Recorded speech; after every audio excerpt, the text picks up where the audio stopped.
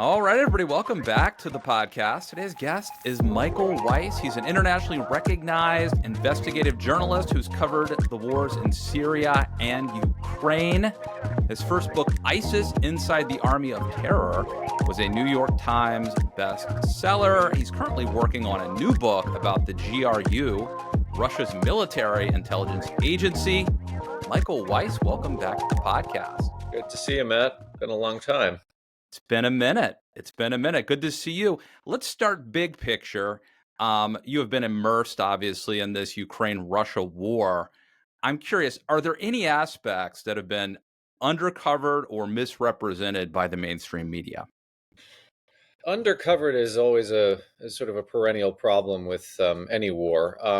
I would say, and a lot of this, I confess, is stuff that I've only recently discovered myself in researching a piece about what the Europeans can do to make up for what looks to be the abrogation of American security assistance and all diplomatic financial support to Ukraine. I mean, one of the interesting things, Matt, is that more than half, according to the Wall Street Journal, but around half of what Ukraine requires for its defense is now sourced domestically. In other words, their own military industrial complex is churning out the very equipment they need to defend themselves. And the remainder, the second half, is split about evenly between the United States and Europe, right? So you're looking really at only about a quarter of what Ukraine requires comes from us, which kind of puts things in perspective. Now, of that quarter, quite a lot is significant. The most important thing they're going to need is advanced air defense systems like the Patriot missile system, which shoots down ballistic missiles coming from Russia, all these kinds of things. They're already trying workaround solutions to, source that elsewhere in Europe, or failing that, have the Europeans buy the PATs from the United States and then transfer them to the Ukrainian side. The other thing I would say that's been kind of underreported is 70% of Russian casualties, fatalities inflicted on the battlefield by the Ukrainians are inflicted by drones, which is kind of a staggering figure. The Ukrainians realized early days that because they will never have anything approaching air superiority compared to the Russians, they have to use they're going to have to use unmanned aerial vehicles to kind of make up for this shortfall, right? So swarm the skies with robotic, death from above machinery, much of it very cheaply sourced commercial drone parts, weaponized using, in some cases, mortars, in some cases, more advanced munitions. Ukrainians are manufacturing these things, at scale, millions and millions of drones per year. And the nice thing about that is, as I say, they're commercially sourced parts, right? So the Europeans need only give the Ukrainians some money or help them perhaps with innovation, but they're taking it, on their own. I mean, this is one of the most technically advanced countries in Europe. I mean, it's a nation of IT specialists and engineers. So they've been very creative and clever in finding these sort of alternative solutions. And then finally, I would say, the situation at the front line is better now than it was 4 months ago, 6 months ago. I mean, as of this summer, we were talking about Pokrovsk falling within the space of a few weeks. It's still standing.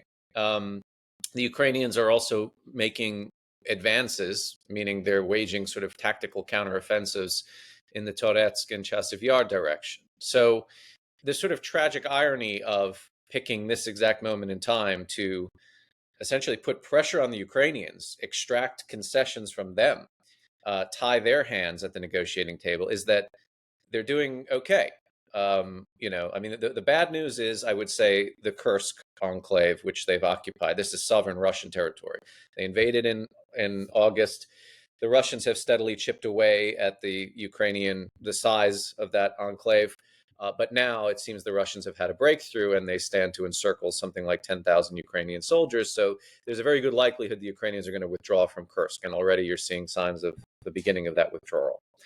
But, in sovereign Ukraine, the territory that Russia wants to annex, to take in any kind of final settlement, as I say, it's not nearly as dire as it was, several weeks ago. So that would be my kind of news you might have missed in the last. Yeah, I didn't. Well, it is interesting that here I think Trump would have you believe that America's funding all of Ukraine's Right. defense, and that you know, foreign aid is a large chunk of of America's expenditures, and that we're basically keeping Ukraine in the game. It sounds like that's not true. I saw a tweet from Peter, I think it's Peter Robinson over at Ricochet, former Reagan speechwriter, and Yep. he had a quote from, I think it was Irving Kristol in 1983, and I'm paraphrasing here, but basically the quote was, anytime a person or an institution or even a country gets used to being dependent on somebody else, it's bad for them. And so he was arguing that actually it was time for Europe to step up. This is in 1983, Right. for their own good and provide more defense. And is there a scenario where Trump, I don't want to give him credit, but where Trump sort of inadvertently has caused or causes Europe to step up? And could they save Ukraine? Do they like? Is it possible that America actually isn't necessary in protecting Ukraine from Russia? Well, so several aspects to this. Number one, it is not everything Donald Trump has said is untrue. When he says that Europe should spend more on its own collective defense, he's quite right, and many presidents before Donald Trump have said the same thing. If you look at the trend line since 2014, so that's the first Russian invasion of Ukraine, the takeover of Crimea, the underwriting of a dirty war in Donbass, European countries have begun to increase their defense spending steadily. I wish I had the graph in front of me, but you'll notice that the 3% of GDP benchmark, which is kind of a guideline for NATO, several more countries are approaching that level. And now, with this kind of fast and furious about face in U.S. geopolitical and foreign policy, which has essentially cast Europe off on its own. I mean, this is the beginnings of the end of the transatlantic relationship. That's the messaging out of the White House in the last month and change. Europeans are drastically trying to up the ante. I mean, the Germans in particular are trying to remove the debt brake through the rewriting of the Constitution or a constitutional amendment. This is Merz, the incoming chancellor's grand design, a true Zeitenwende or turning point for Germany if they're able to pull it off. Today, there's some mishigas with the Greens saying they don't want to do it, but it's a negotiation. The point is, Europe is realizing now that they can no longer rely on this American security umbrella, which is obtained for 80 years. Now, my problem with the way this is all being done, it's one thing to say to the Europeans, hey guys, you really need to kick in more here. It's another to say, not only that, but if you don't and you get invaded, we're not coming to your defense. Yeah, I mean, Donald Trump has turned Article 5 into a pay to play covenant, which is to say he has almost all but abolished Article 5, right? The collective right. defense of NATO. This is not the way you do diplomacy. This is not the way you do statecraft. There's nothing Reagan-esque about this. No, I mean, Ronald Reagan was about liberating the part of Europe that was conquered or under the yoke of Soviet totalitarianism and keeping it free and interdependent on each other, meaning, one yeah, of the reasons we have the European Union is to prevent Europe from going to war with itself again, because every yeah. time it goes to war, it ends up dragging us into it, right? And it wasn't We have a just. self-interest in this. I Um, totally agree. And on top of that, I mean, not only did Reagan do that, I think also he wanted there to be a moral component to this. And so Absolutely. it wasn't just transactional. Like if America defends Ukraine because of mineral rights, that is not No, and that does it's not stoke a common brotherhood and a moral exactly. clarity. And I'll make a couple of points here. And I think a lot of Americans have forgotten this fact or simply never even realized it was a fact.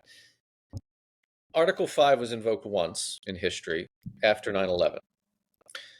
All of NATO went to Afghanistan to fight on behalf of the United States. Many countries, including the smaller nations, including those nations that were illegally annexed and part of the Soviet Union, such as the Baltic states, Estonia, where I just was 2 weeks ago, lost more per capita fighting in Afghanistan than any other country, the larger nations of Western Europe or North America. Ukraine, not a NATO ally, not required in any way, shape, or form to fight wars abroad on behalf of the United States, sent thousands of troops to Afghanistan. Ukraine also sent troops to Iraq, fighting alongside American and British forces. Ukraine has been a stalwart American ally. It has been there for us, fighting wars on our behalf for 20 plus years. It has not asked for Americans to fight any war in Ukraine against Russia. It has quite understandably asked for American security assistance and support. But keep in mind, if all you care about is the utilitarian aspect of this, or the transactional self-interest, Ukraine is going to become a cynosure of military adaptation. It is basically the vanguard of 21st century warfare. Generations will be going to Ukraine, sovereign independent Ukraine, to learn how to fight the Russians, how they managed to wage a counteroffensive in Kyiv, Kharkiv, Kherson, the drone technology I mentioned before. I mean, this is going to be the industrial manufacturing hub of Europe's security. It has the largest army in Europe. It has the most battle experienced army in Europe, which is one reason why joining the European Union is, I think, even more of an imperative for the Ukrainians than joining NATO. Right now, what it is doing single-handedly is what NATO was created to do collectively, fighting the Russian army, right, and keeping them at bay. I could sell this every which way. I mean, security assistance, as it is defined on the American side, a lot of people think, including our vice president, including Elon Musk, including, the sort of MAGA cabal that surrounds Donald Trump, that we're just writing checks and giving it to the Ukrainians, and they're spending it on villas in France or yachts stationed in the Mediterranean, and it's just this one big thieving enterprise. No, of the $200+ billion we've spent, 70%, if not more now, has been invested right here in the United States, building new factories, hiring American workers to work for defense contractors such as Lockheed Martin, Raytheon, building new armaments, new munitions, new weapons platforms for use by the American military. The other part of that 70% has been sent to American forces stationed abroad. Again, we are using it ourselves. Meanwhile, we are giving the Ukrainians old, in some cases technically expired munitions, such as ATACMS, that basically their sell-by date was 1994, but guess what? They still work and they still beat the band when it comes to facing off Russia's state-of-the-art weapon systems. And the Ukrainians are taking our hand-me-downs and being very grateful. And not only that, but they are creating a welter of intelligence, battlefield intelligence, about how the Russians fight and how the Russians can be fought and countermanded, which redound to our benefit all the time. So when people think what's in it, or when they ask the question, well, what's in it for us? The answer is everything. And the American Enterprise Institute has done yeoman's work on this. This is not a liberal democratic think tank, right? This is a conservative Republican think tank showing the dollars and cents, how it adds up, and what the Ukrainians are really doing on our behalf by fighting a war of existential struggle. And AEI, just one more point, they also found that the cost of Ukraine's defeat by Russia increases or puts the onus on the United States exponentially higher in terms of the money we're going to have to spend for our own defense, with essentially a new border with facing off against 1 million Russian soldiers right in the heart of Europe. So, like I say, like a used car says, hey, this thing sells itself. I don't have to do it. If you just understand the facts of the matter, as opposed to this propaganda and this BS that's being churned out by, a deeply ideological component of the American right now. Dude, I am 100% on board with you. I think this makes sense on every level. Yep. But my question is, could Europe, if America abdicates its responsibility, if America pisses away 80 years of relative peace and prosperity, and these alliances, and everything that Ronald Reagan believed in, if America does that, can Europe pick up the slack? In principle, Europe can not only pick up the slack, but exceed what the United States has done. There's a very good article in The Atlantic by my friends Elliot Cohen and Phillips O'Brien. The European Union has 10 times the GDP of Russia. If you add the UK and Norway, the number goes even higher. And UK and Norway, of course, are very pro-Ukraine. Germany has outspent every other European nation in security assistance on Ukraine by orders of magnitude. Now, that was under Olaf Scholz, a social democrat who was terrified of his own policy, who was litigating whether or not to send blankets and helmets as of February 2022. Now the Germans are sending tanks, heavy armor, Iris aircraft, anti-aircraft systems, and possibly under Mertz Taurus cruise missiles, which are even better than the Storm Shadow Scalp system that the Anglo-French, have put together. So the answer in short is yes. It's not a matter of capability. It's a matter of political will. I alluded to the fact that the German Greens are having heart palpitations about abolishing or removing the debt brake, which would allow German defense spending to basically go through the roof. The problem that you have, Matt, is that, like I said before, the rupture of what had been this kind of Pax Americana, this post-war international security architecture, has happened so suddenly that I think you have a combination of different things. The first and foremost being, it's like the stages of grief. There's denial. A lot of Europeans don't believe, and I've talked to them, they simply cannot believe that the United States is going down this path of a strategic realignment with Russia against the transatlantic relationships that have been inculcated in 80 years of security policy, bipartisan security. Democrats, Republicans never any daylight. I mean, there's, through detente and whatever, there's still, this is abided. They cannot believe this is happening, particularly the newer additions to NATO, the Baltic states. I mean, Estonians, for them, this is a matter of religious faith. What do you mean the United States is now pro-Russian? It's impossible.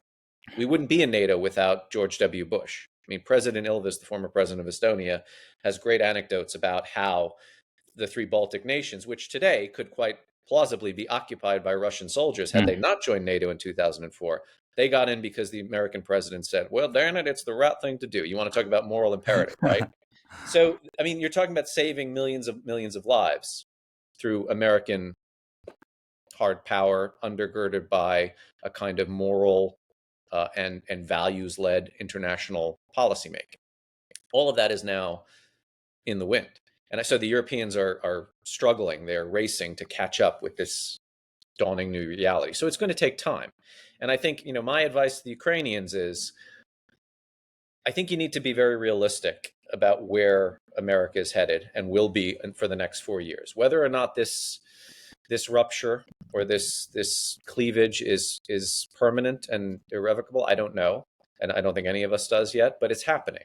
So the best you can do is you can stall for time, engage in this sort of diplomatic dance with the Trump people. But I would start crafting bilateral security agreements with the major players in Europe. And also, I mean, look to Brussels, because Brussels will be your future for the foreseeable, Norm Macdonald had this good sort of comedic riff where he said, like, everyone's worried. I won't do the impersonation. Everyone's worried about countries like Iran and North Korea and China. Do you know what really scares me? Germany. If you studied history, you'll Yeah, know. German Anyway, rearmament. Not he yeah. does it great. We could just Google it. I won't put it in this video. But anyway, this raises a larger, actually legitimate point. Like, there's a reason why we would probably prefer if Japan and Germany didn't arm to the teeth and start going nuclear. But Trump, by creating this vacuum, is now maybe not even necessitating or opening the door to it, but really making it probably the right move. Like, not Yeah, just for well, them, but for us. and the one pro-Ukraine country in Europe that Trump has had a fairly decent relationship with, Poland. What's just happened at the weekend? Both Marco Rubio and Elon Musk trolling, attacking Radek Sikorski, the Polish foreign minister. Poland is now openly mulling whether or not it should develop a nuclear weapons program. Now, that indicates to me that they are not prepared to certify a reliable and stable relationship, even with this administration, which, as I said, had a fairly decent, bilateral tie with Warsaw. So, yes, when you kind of remove this security guarantee from the United States, you essentially it becomes a free-for-all. Everybody is scrambling to make sure that they're not going to be next, invaded by Russia or China in the case of Taiwan. I mean, like, so or Canada in the case or of Canada. America. I mean, Exactly, exactly. I mean, yeah. Look, German rearmament.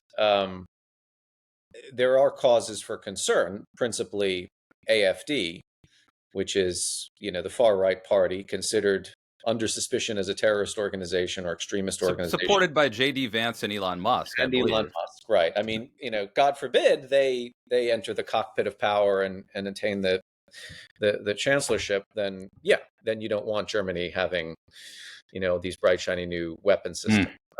But again, in the absence of the American sort of security umbrella, I mean, what do you expect them to do? They're not going to rely on anybody else.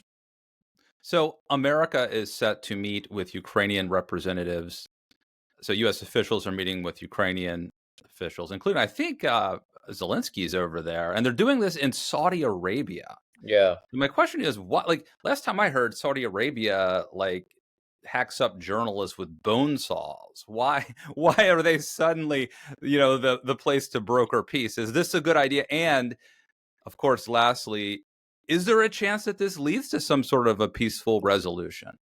So the Russians very cleverly realized at the very beginning, actually even before the Trump administration came into being, before the inauguration, that Steve Witkoff, Trump's business friend and a guy who's got a lot of financial entanglements in the region, meaning the Middle East, he was a better point person for them to negotiate with than, say, General Kellogg or Marco Rubio or anybody with experience dealing with the Russians or with any kind of knowledge or set of facts about how Russia operates. So with Witkoff, it's like a boardroom meeting. It's very transactional. It's brokered on personalities, relationships, that kind of thing. So what did they do?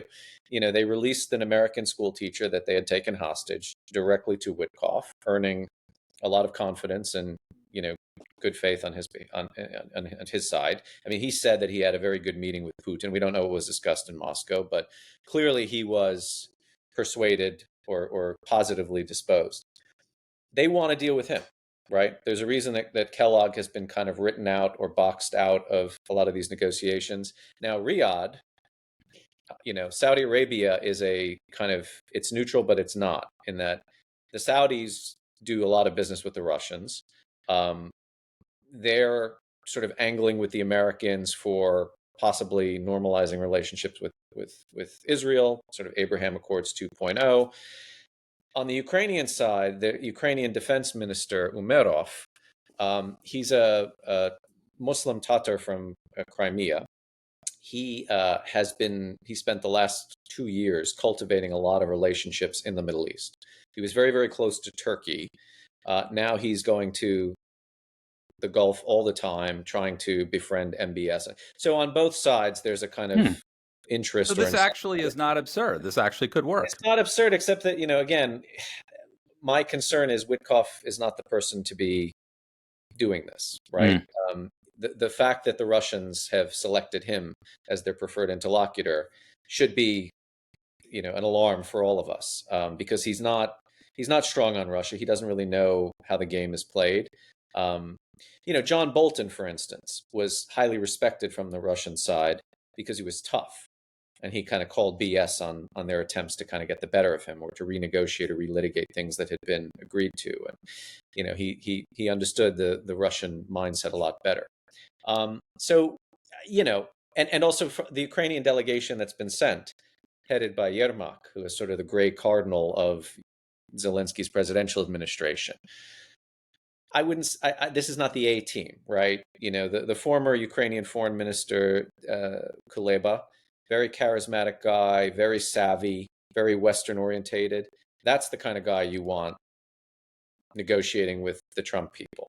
The former defense minister of Ukraine, Reznikov, a lawyer, very Western facing, very strong ties with Lloyd Austin, au fait with the Americans. That's the kind of guy you want in this room.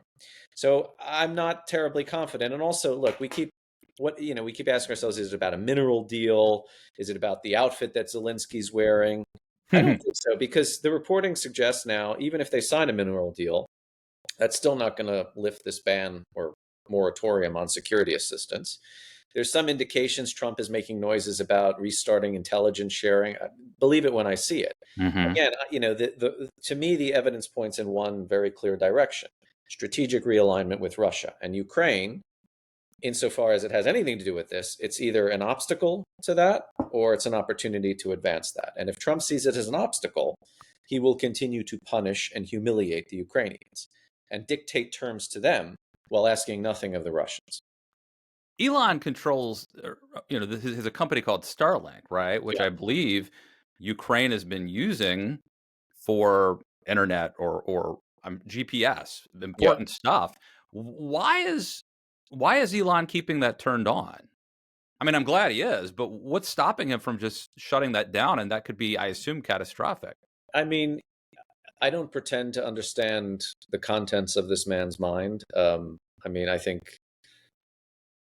psychology dissertations could be written. I've never seen, a more kind of lurid spectacle of a psychic, moral, and intellectual collapse happening in a public platform owned by the guy who is experiencing or undergoing said collapse. Look, he could be keeping it turned on. I think also, and I'm not probably not the best person to ask about this, but I think that Starlink was kind of incorporated into the Department of Defense with respect to Ukraine. So really, it's the US government that's keeping it turned on. But even if you were to assume Elon could, now that he is a member of that government, flick a switch and turn it off, well, it's in his interest to keep it on, to wield as a cudgel, right? This is how he gets the Ukrainians to sign on the dotted line or to do whatever it is that the Trump people would like them to do. Fortunately, the Ukrainians have demonstrated a bit of mettle and steel, and they're not so easily bullied, right? And they're already looking elsewhere, European alternatives to Starlink. They're unfortunately, that's not something that's going to happen immediately, and Starlink is sort of the only game in town at the moment. But yeah, no, it's bizarre. Elon starts out early days of the war, very pro-Ukraine or seemingly pro-Ukraine, Yep. makes a big deal about donating Starlink systems and all of that, and all of a sudden, this sort of rapid about face, and he's playing footsie with Medvedev, the former Russian president, on Twitter. He's cooking up what he considers to be peace deals, which are basically Kremlin talking points, that either he's aware comes from Moscow or he thinks that suddenly he's just been struck by this, burst of inspiration and come up with these plans himself.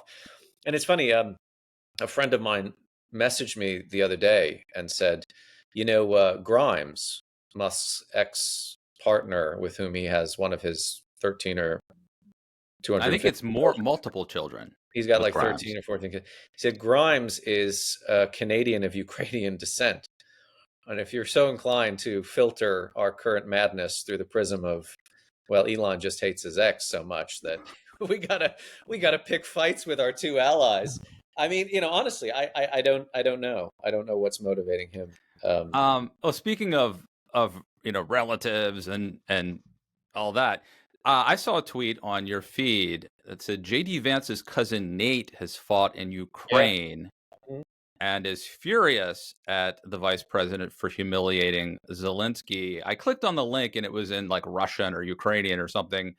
I couldn't really read it, or I've been hacked. Either one, it's hard to tell. But why would why would Vance's cousin be fighting in Ukraine, and what can you tell us about this story? He volunteered, and not only did he fight in Ukraine. He was in some of the hottest spots on the battlefield, like Bakhmut direction. What Um, do you mean? What do you mean he volunteered? Like he well, just so at the beginning of the war, the Ukrainians put together what they called the International Legion, um, kind of modeled on the international brigades that fought in the Spanish Civil War. So foreigners who wanted to help out, and particularly those with military experience, veterans from the United States, the UK, wherever, went in droves to Ukraine and, either got trained up or helped do the training of other people, and some of them were deployed, and some of them even became part of conventional Ukrainian units. There's videos of Americans who fell on the battlefield, and their funeral processions are attended as though they're Ukrainian national heroes, right? So Vance's cousin, Nate, I think his name is, he was one of these guys, and he went over and he fought bravely. And, he is absolutely apoplectic at his cousin. And he said that sort of abasement of Zelensky in the Oval Office had him enraged. But Vance has not, he's reached out to JD, and JD has not acknowledged or written back. So, and I think this is RFK Jr.'s relative was also, I think, fought in Ukraine as well. So you have this weird sort of, kind of fissure within the ranks of MAGA, where leading officials are quite down on Ukraine and angling to be pro-Russian, but their family members have been to this country, have taken up arms on behalf of this country, and are quite clear-eyed and I think morally robust in their understanding of what's at stake here. I mean, that's the thing, Matt, too. There's a reason when people go to Ukraine, they come back very pro-Ukraine. And I don't just mean, like Meloni, the Italian prime minister, who campaigned kind of with a pro-Russian orientation, right? She was all about, Assad is good, Hezbollah is doing God's work in Syria, and all, just very dodgy kind of character. And I think domestically, she's still held in a great deal of suspicion, given the origins of her party, which is kind of a legacy of Mussolini's party. But she goes to Ukraine. She tours the killing fields, the massacre site of Bucha, and she has completely converted. I mean, she's But one of JD, in that White House exchange, JD specifically accused Zelensky of taking people on propaganda tours There's to nothing brainwash. propagandistic about going to the site of a massacre, a well-documented massacre, and talking Yeah. to eyewitnesses, or seeing in some cases with those tours of Bucha, there were still bloodstains on the concrete left over from where the Russians just summarily executed people. So that's not propaganda. And by the way, if you go to the front lines, those tours, that's not a tour. I mean, you embed in the trenches with Ukrainian drone opera. I mean, the New York Post just had a story about this by Douglas Murray. You're going to see and smell and feel everything.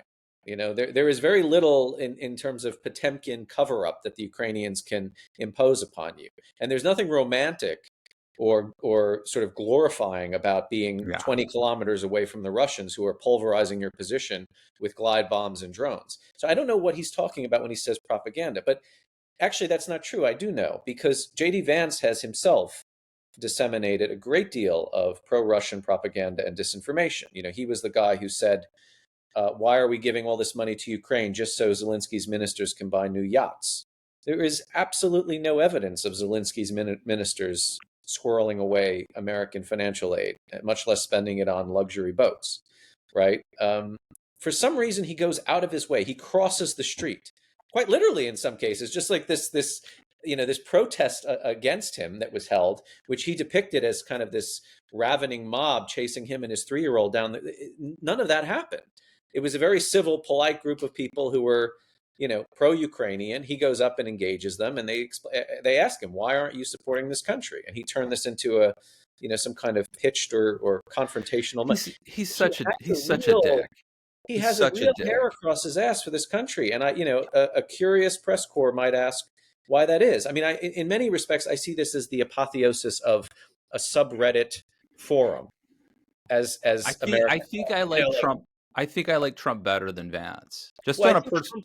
Trump is in some ways more malleable, more impressionable than Vance. Now that's good and bad, right? I mean, my problem with that is, if you're so mercurial and temperamental, there is no stable relationship that can be built. That's very dangerous in its own right. But Vance is deeply ideological. And, Republicans who are pro-Ukraine, I remember one guy who works on the Hill, a good friend of mine, I've known him for more than a decade, very hawkish on Russia. He called me up when Trump picked Vance, and he said, vote for Biden, vote for Biden, vote for Biden. This is when Joe was still in the game. I said, oh, well, this should be interesting. Explain. He's like, this guy scares the shit out of me. He's like, we have sat across from him and his staff, James Braid, his legislative director. Like, if you think like the von Mises Institute and Cato are a little too far gone, this guy thought like sanctions on Iran was escalatory, right?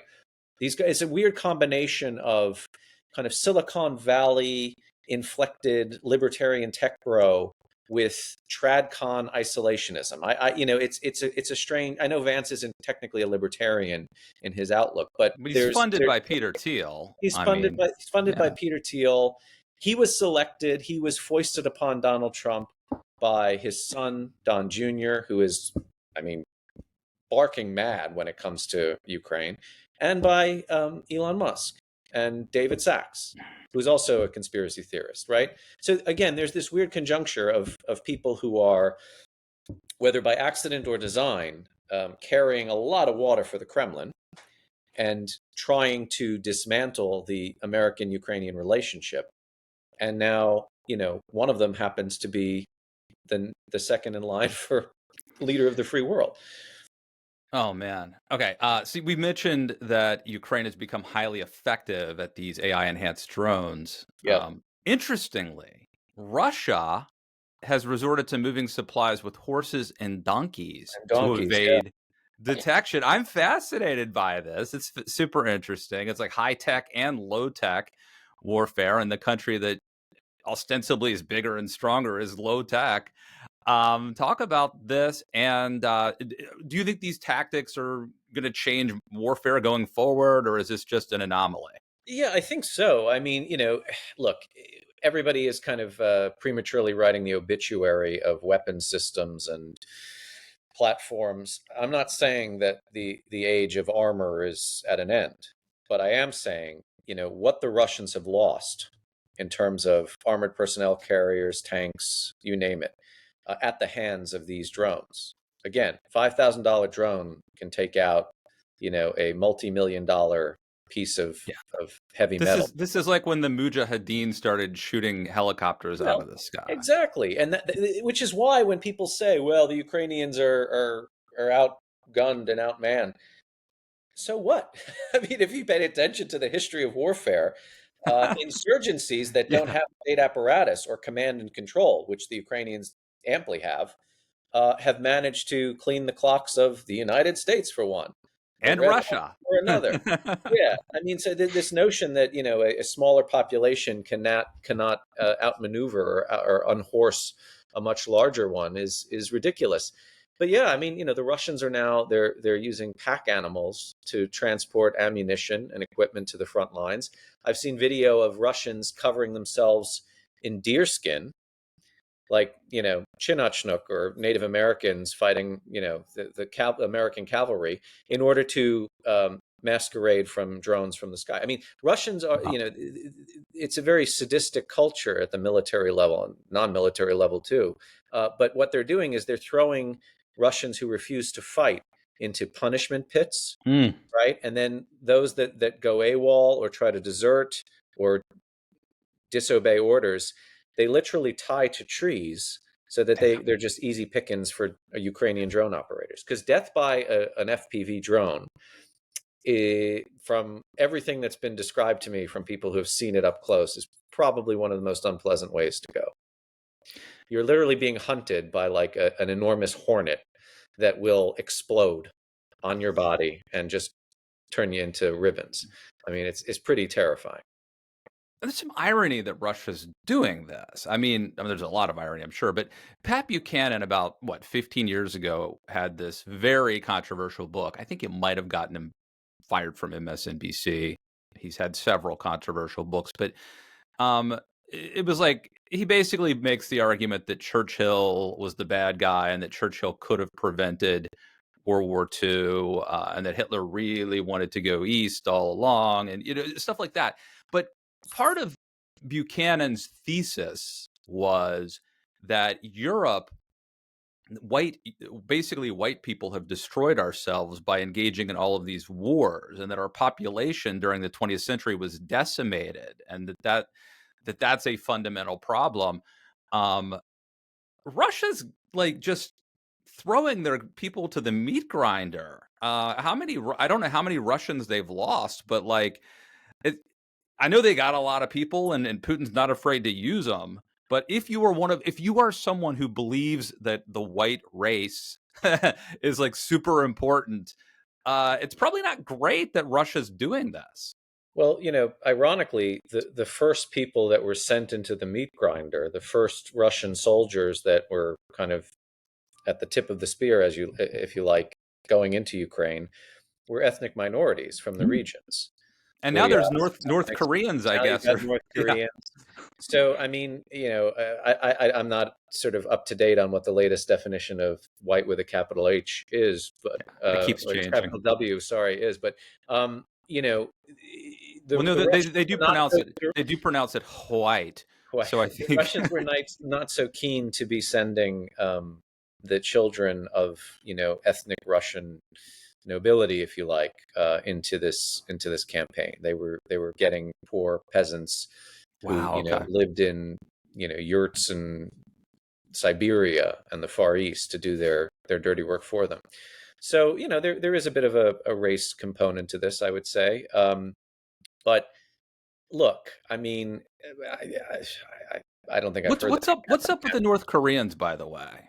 Is this still a lot of them happening? And had no idea where they were going either. I mean, they were told they're going on a military exercise. They didn't realize they were fighting in Russia. They have no cognizance or situational awareness of the battlefield, and it's just cannon fodder. Mm. It's they, I guess, the Pyongyang realize or considers, well, we get combat experience and a nice cozy relationship with the Russians, and the Russians will give us strategic weapons, and they'll protect us from whomever, the Americans, the South Koreans, and I mean, dictators don't really care about losses on their side, especially if it's not in any way, shape, or form threatening their hold on power. Putin doesn't really care about losing 600,000 or 400 to 600,000 soldiers, so long as the elites are still sort of not happy but complacent, and there is no kind of no chance of a political cataclysm affecting Yeah. Russia. The Ukrainians, of course, say the longer the war goes on, the greater the likelihood that there will be such a cataclysm, which will, I mean, end the war if Putin is overthrown. And even Well, there was that coup attempt that there was. was a coup attempt by Prigozhin, and it could have gone the distance, and it was called off. I mean, we at the Insider, we did a series of interviews with members of the Russian security forces or services, FSB, Interior Ministry, GRU, canvassing their view of Prigozhin and some call it a mutiny. I would say it was kind of an abortive coup. And we found either indifference or enthusiasm. Like, this guy in the Kremlin right now is a disaster. He has turned everything sideways. We've spent 2+ decades building up. This war was unnecessary, or if you're going to do war, you don't do it like this, et cetera, et cetera. So there were actual people who were, in principle, fifth columnists working for the Russian intelligence services, egging on a guy trying to invade Hmm. Moscow from within. So yeah, I mean, the potential for something happening is always there, but then again, you don't want to sort of exaggerate that as a likelihood, or much less bank on it as the only salvation for Ukraine. I mean, Putin's downfall, his overthrow, or his demise from some wasting disease. This story has been written time and time and time again, and he's still there, isn't he? So let's not be a little too romantic about our notions Yeah. of what can happen. So we're talking about the human toll of all the people who are dying and all that. But let's talk about the human toll of journalists. How do you process emotionally covering this day in and day out? And when you do step away, how do you decompress? It's hard. Like, I spent a long time on the Syrian civil war, which then became a sort of jihadist insurgency, and then a transnational terrorist phenomena. But I still tried not to lose sight of the human beings affected by this thing. I'm to this day getting messages from people. I have not gone to Syria since Assad's overthrow. Yeah. One of the missed opportunities, I suppose, of my life and career, but I'm too focused on now the war in Yeah. And Ukraine. there's action in Syria again, right? There's action in Syria again. But, the stories I'm hearing of people who have seen Sednaya prison, it's just bringing back a lot of, awful memories and anecdotes and bits of reporting that I did. Much of it just relying on testimony. But now there's physical evidence, there's forensic proof of these things having had occurred. And we all knew this was going on, but it's something different to see it, to feel it up close. Yeah. It's hard. I mean, look, I try to be very honest with my audience, my readers. I have skin in the game. I am not, I don't believe in objectivity. I think nobody is truly objective. Yeah. You have an opinion, you have a sort of worldview. I don't hide mine. And the reason I don't hide mine is I want you to be able to judge me. And if you think I'm biased, if you think I'm making stuff up, if you go and check it, I mean, I put my cards on the table, as it were. But the danger of that, of course, is you open yourself up to, well, becoming too emotionally wedded to your subject Mm-hmm. matter. You certainly open yourself up to vilification and attack. You're an ornament of the deep state, or you're, working on behalf of such and such interests. And no, I mean, you go to a place, you meet the people, you empathize with their plight, which, I mean, I've been going to Ukraine since 2014, right? I didn't just parachute in 2022 to say, oh, show me this war that's happening. I was covering the war when I ran a website called The Interpreter, which was a translation and news analysis journal that literally had a daily diary of everything that was going on, not just Crimea when that was taken over, but in Donbass. All of those conflicts, those skirmishes were, amply memorialized by our news organization. So yeah, I got attached. What can I say? And I know a lot of people, and I know a lot of people who have died. I know a lot of people who have lost family members. Everybody in Ukraine has been affected. Not a single person has not been affected by this war. And again, it's not just 3 years old. It's more than a decade old.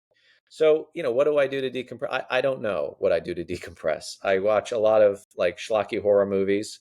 I play with my kid. I play with our puppy that we just got.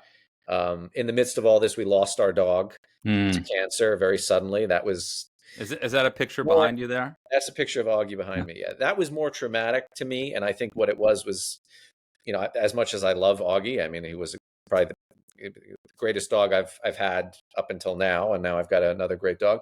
I think I put a lot on him and his Mm. passing, if you know what I mean. A lot was Sure. channeled from stuff that I was just simply emotionally exhausted and spent. And I'll be honest with you, the last thing I wanted, I mean, I made a vow to myself after the inauguration. I'm just going to check out. War with Greenland, great. Sicario in Mexico, sure, why not? Like, and I didn't say a word. And my one tripwire was Ukraine, because how can I not, Yeah. right? And this has taken me away from doing a lot of other things I need to be doing, such as my book.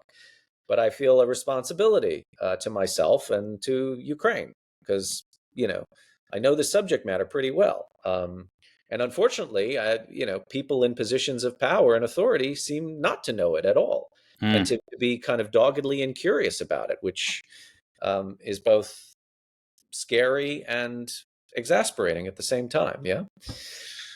So What's yeah, the it's tricky. what's the ISIS sign behind you? No, don't call it an ISIS sign. That's the cover of my book. That's the cover of. Okay. Yeah. Sorry. Is Just that just it? for people listening and not watching this video, That's why there's not I a asked. Qassada behind me. This is not an ISIS flag. This is literally But is my it logo. framed? It looks different. Yeah, it's framed. It's in a. Okay. Yeah. Gotcha. Cool. Yeah. Very cool. All right. I was like, if anybody else is watching this on YouTube, they might be wondering the same thing I was. So, very Yeah, cool. and look, I mean, here, if you want to do the full tour of our Is that wall art, there's my Simpsons? whole family turned into the Simpsons characters. That's a picture. Everyone's like, "Who the hell is that?" Admittedly, the lighting ain't so great. So that's myself, my daughter Julia. Tomas Ilves is the president of Estonia, and Sean Penn. There's your real deep state right there. That's one of the really cool things about the everyone having studios at their house now, is it can be Yeah. personal. I've got Barney Fife, I Thelma see Lou that. picture behind me. I've got a That lot of cool. Churchill. Yeah. Yeah, Churchill. I mean, so it's a little. You could be personal and put little like Yeah. I don't know, Easter eggs. So anyway, dude, I could talk to you all day. I got a lot more questions, but I know you're super busy now. So I think we've hit the big things. Anything you want to plug or just final thoughts before I get you out of here? Well, the one of the last things I wrote with my writing partner and my eyes and ears on the ground in Ukraine, James Rushton, was an essay for New Lines. It answers your question, I think, a little more eloquently than I was able to about what can Europe do in the absence of American support for Ukraine. So I kind of touched on the main themes of it, but if you're really interested in more of the nitty gritty, please read that piece. It's called Continental Drift. It was published at New Lines a few days ago. And yeah, I mean, I've just been doing podcasts and interviews mostly because it's hard to keep up with the TikTok of information. I was going to say, if I haven't already, forgive me, but right now feels like the first week of February. The war in February of Mm-hmm. 2022. Just in terms of the constant flow of information and the inability to process as much as what is coming in. So yeah, I mean, it's Well, very PTSD orientated time for me. you're great at explain. I learned multiple things during this conversation, and I hope our audience did too. So, Michael Weiss, man, thanks for coming back on the podcast. Yeah, man, anytime.